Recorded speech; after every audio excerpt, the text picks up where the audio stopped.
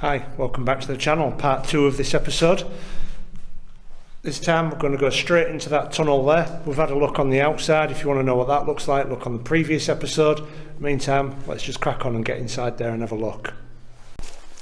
Now here we go, Ravenscar tunnel.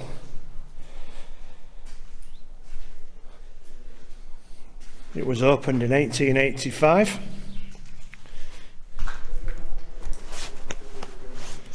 It does have a curve on it, you can see there. Bit of light coming through.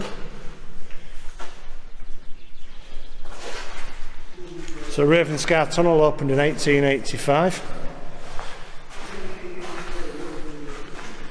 This is how dark it is on here.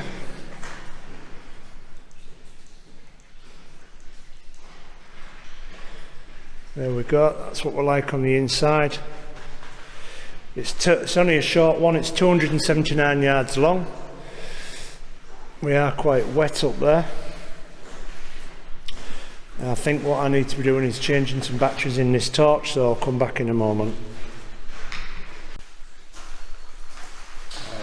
Right, okay, we are all charged up.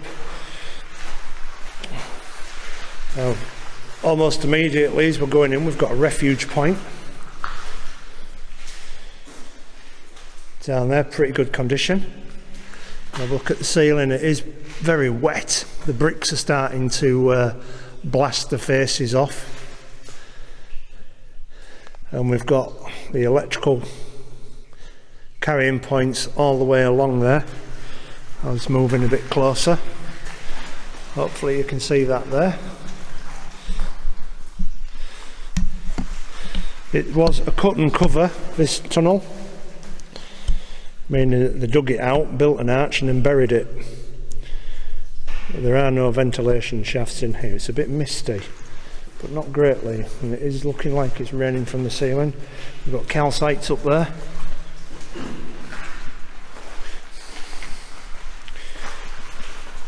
And another refuge at this point here.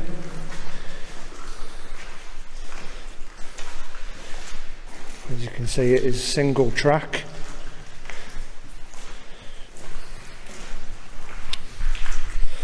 And a refuge here. Again, we'll just have a look at that. Lovely. And it looks like this stonework is going to carry on for the supporting walls all the way on either side. Now we've got this up here. I'm not certain what that would have been, whether it's a repair or... It is. It is a repair, is it? Yeah. It is recessed in a course of bricks. I don't know how many courses this wall will be, 2 or 3, no doubt. And it's built on a slight curve and we are walking southwards in the tunnel.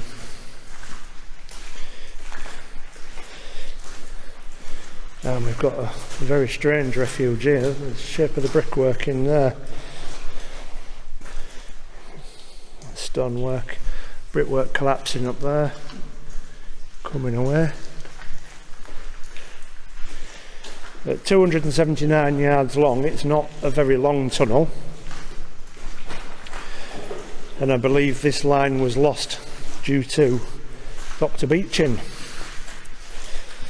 Closed in 1965.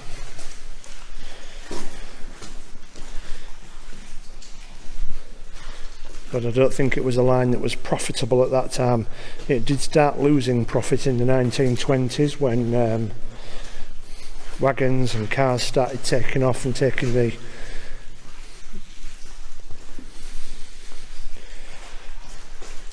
freight off the rails. Now I'm just going to go show you to my left.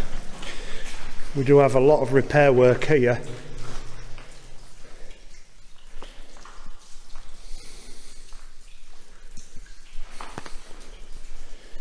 There, and if we look at this refuge as well, this has had a bit of repair work on it as well.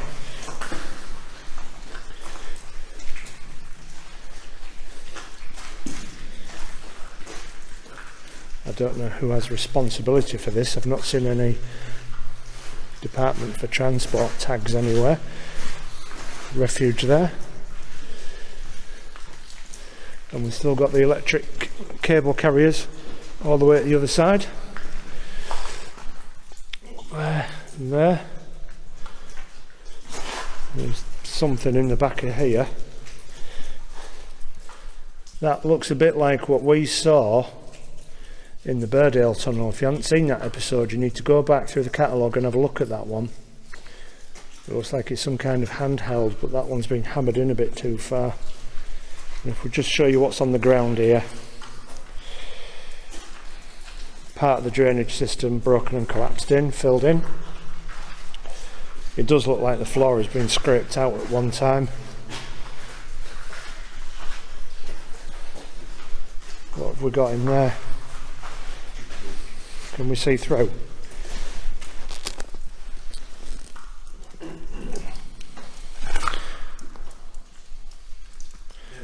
A little bit.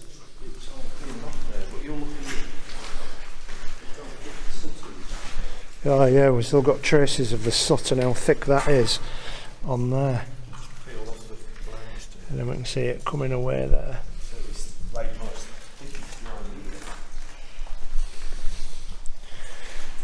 So there is lots of soot.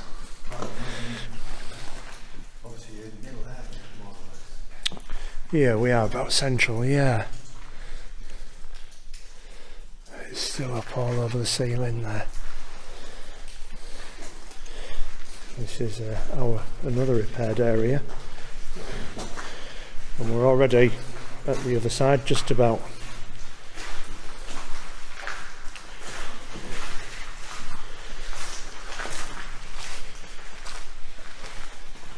That is almost glistening the white. I don't know if that's picking up on camera, I do hope so. That looks beautiful, the white. It's got like crystals in it and reflecting light. Then back down here we've got more of the drainage. There's no wonder this place is a bit wet. All collapsed, damaged. Another refuge. It looks like these electrical cable holders are going all the way through the tunnel. The refuges are staggered. We've got another one here at this side. Don't know what those blocks are for or were for. Whether there's some kind of markers. It wasn't unknown for trains to get stuck in tunnel on the way we're going because of the gradient was so steep.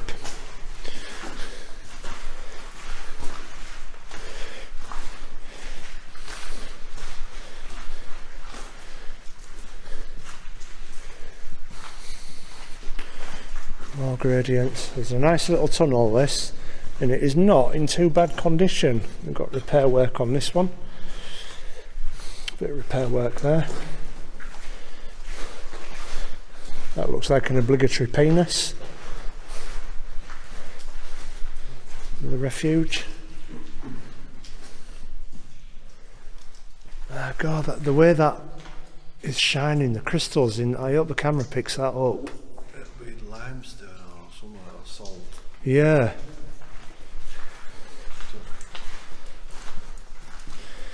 We're almost at the other end now.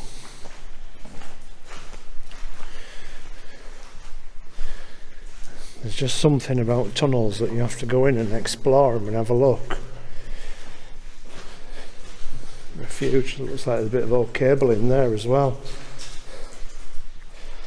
That's the only reason why this would be here, other than from the railway. You can see.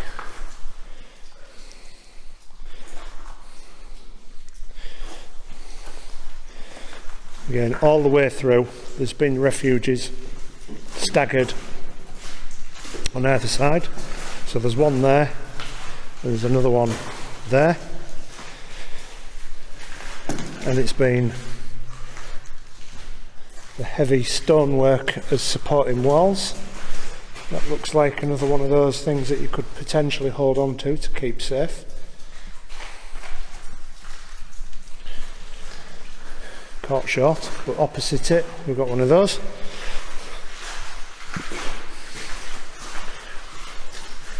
And we're almost through now, we're at the other end. That's our final refuge point. This looks like brickwork from repairs, the same type of engineering brick. Have a look up at the ceiling here at this entrance. All white again at the ceiling. Door missing. Our first refuge. And that is quite literally a very short way in to out here.